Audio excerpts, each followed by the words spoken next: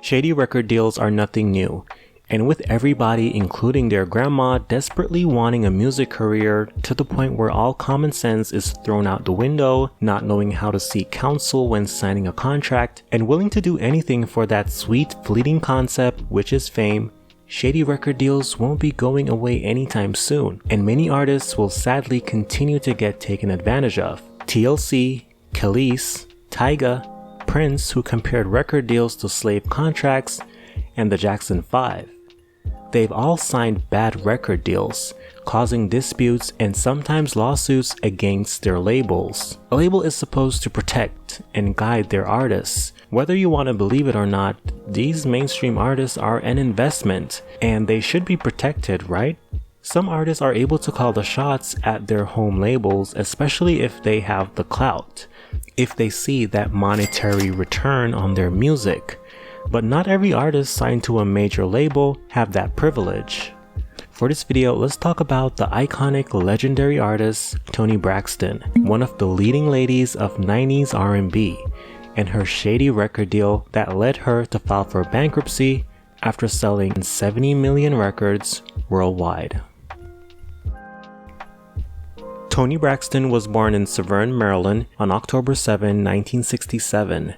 Toni and her sisters were signed to Artist Records in 1989 as the Braxton, a quintet consisting of Toni Braxton, Tracy, Tawanda, Trina, and Tamar. The Braxtons had undeniable talent and delivered stellar vocals, but they weren't a commercial success. Toni Braxton would gain the attention of record executive L.A. Reid and producer/singer Babyface after hearing the Braxtons' first single, Good Life. Toni was signed to Reid and Babyface's Arista distributed imprint LaFace Records and immediately began recording her solo debut album.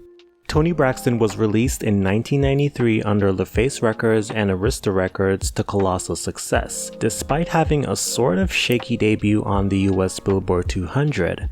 The project received positive to mixed reviews from critics, and audiences praised the release for Toni's fiery, sultry vocals. The album debuted number 36 on the Billboard 200, later spent 2 non-consecutive weeks on the chart summit, sold 5 million copies in the US and 10 million copies worldwide. The album produced 5 singles, and Braxton's debut won her 3 Grammys for Best New Artist and 2 consecutive awards for Best Female R&B Vocal Performance in 1994 and 1995. This was Toni's breakthrough and the entry of a new R&B diva.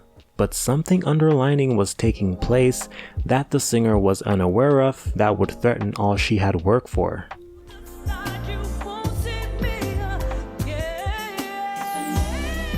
The singer followed up her highly successful self-debut album with her sophomore project, Secrets, released on June 18, 1996 by LaFace Records and Arista Records. The album was another success in the singer's catalog, peaking number 2 in the United States. Secrets' leading single, You're Making Me High, was Toni's first number 1 on the Billboard Hot 100, and the next single, Unbreak My Heart, a painful ballad, was a global smash. It dominated the globe. Unbreak My Heart became Toni Braxton's biggest hit yet. The single spent 11 consecutive weeks at number 1 on the US Billboard Hot 100, sold 10 million copies worldwide, and Secrets went on to sell 15 million copies worldwide.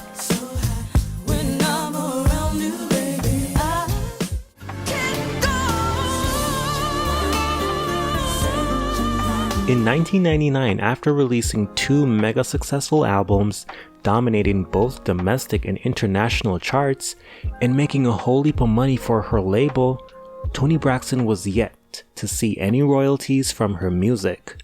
Braxton eventually launched an unsuccessful lawsuit against Arista and LaFace Records. Soon after, she filed for Chapter 7 bankruptcy, which landed her under the microscope of scrutiny.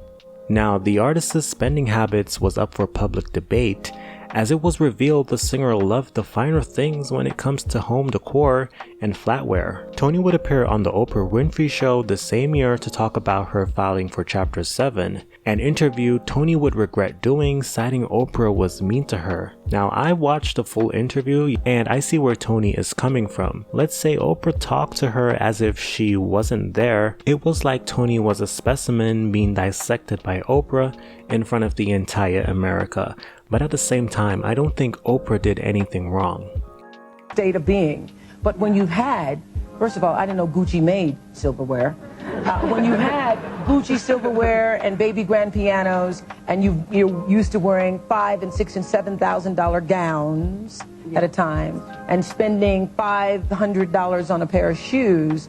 Let's, before we go to the commercial break, talk about, because I think when things happen to you, whatever crises, whatever difficulty, the bottom line is you were one of the most beautiful women in the world, with one of the most beautiful bodies and voices in the world, and you will be able to continue to sing, and you can always make money. Exactly. It's not like you lost your voice and you won't be able to make money. So what is it that you've learned from this experience? I think the most important thing I learned is to trust and believe in myself, and don't put all your trust and belief in someone else when it comes to handling your money. Oh, please, that is the first rule. I know, right? That is Success 101. No, I didn't take it. I didn't take that class. I should have watched. I've been watching your show, but you never think it's going to happen to you. You never think it's going to happen, and you trust and believe in people. You can't be here and interview people and know what's going on with your finances at every moment. It was revealed Toni made less than 35 cents per album, and she got less than $20,000 in royalties, which will keep her in debt. She would get an advance, but she was the one that was financing her career. Music videos, traveling, studio time, clothes, touring. It's a slave contract.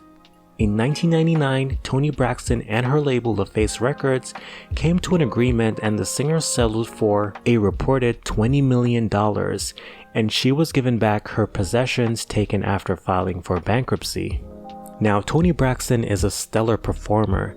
She's had a career upcoming singers would die for, but behind the scenes, a lot of your faves are struggling and fighting with their labels because of shady fine print, or because some artists just did not bother to read their contracts.